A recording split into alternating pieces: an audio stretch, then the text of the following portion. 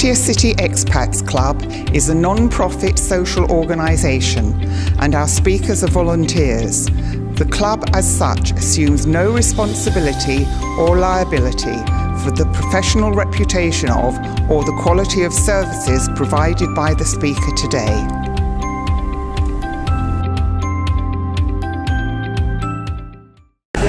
Good morning, Patio. This is Roger Fox speaking from the Holiday Inn at the regular Patio City Expats Club meeting.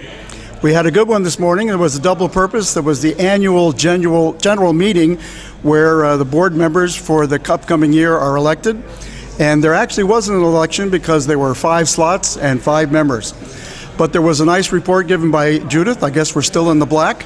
And actually, Roy, the chairman, gave a wonderful talk about the success of the club this coming year.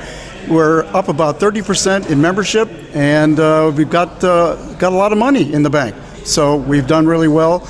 Lots of people have come to the club. We've got the new holiday in place, so everything is good here. We had a very interesting talk this morning by a young man I'm standing next to here, Dr. Mallory. I'll pay you later. A Canadian and a father of 9. I'm interested in that because I have 4 children of my own and 12 grandchildren as well. So 9 kids, that could lead to a lot of things. But he had a very interesting talk today about prostate cancer and a very interesting remedy for, or at least ways to offset the possibility of, for men getting prostate cancer. Of course, with our age, we're in the right age for worrying about prostate cancer. Absolutely. We're in that age, and here in Pattaya, I think we have a good solution. So, Dr. Mallory, tell us a little about yourself. What are you doing in Thailand?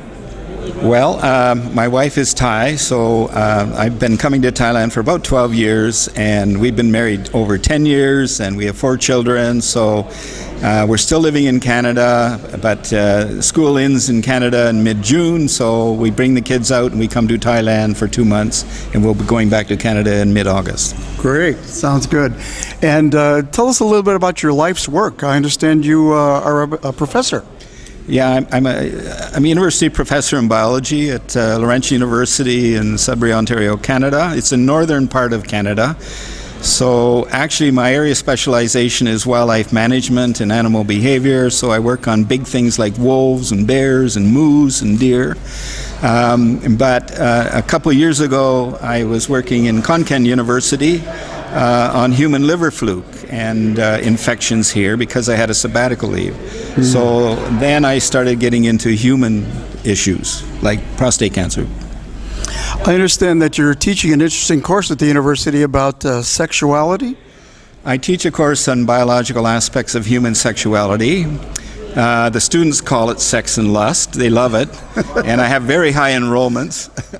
And actually, it's online. So you could take it from here. You could take it from Thailand because it's all on computer. It's all online, right? It's a university online. Did you hear that, guys? You can take his sex and lust course online. There you go. That's a plug. Yeah. And what brought you to our club today?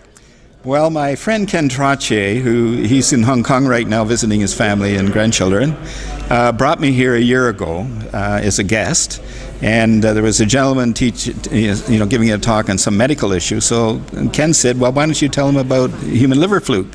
But I looked around the crowd and I thought no one's eating raw fish here, so liver fluke's not an issue. But I looked at the age and said, well, probably prostate enlargement and cancer is an issue. So that's why I developed that talk. And basically, you said some interesting things about the fact that if you have more sex, that might be a good prevention measure for prostate. How was that? Yeah, if you look at the research that's been gone on for a number of years, one is if you have sex at least once a week, in some of the research papers, you've reduced the chance of prostate cancer by 40%, which is significant. And the other thing is they've shown that if you look at pornography, and that increases your testosterone levels, which increases the chance that your reproductive system is functional, and therefore you can still maintain sex at our old age. This is an interesting dilemma that the people in Pattaya have. You have to have more sex in order to be less vulnerable to prostate cancer. Is that correct? That's what the data says, yeah. And I think your philosophy was something like, if you don't use it, you'll lose it. If you don't use it, you'll lose it. Absolutely. That's the way to go. Okay, any final words to our audience out here in Patio of expat guys? Well, I don't know. I think you guys are doing the right thing on average, and I just say keep it up and keep motoring. Thanks, Doctor. This is and to show you what a favorite he was today, he actually spent more time answering questions than he did in his actual talk, which was a very thorough and interesting talk. But the question time was really significant, and we thank you for coming. Well, thank you for answering all those wonderful and interesting questions. Thank you. Thanks for the invite. Okay. Bye, Patio. We'll see you next week. Thanks a lot.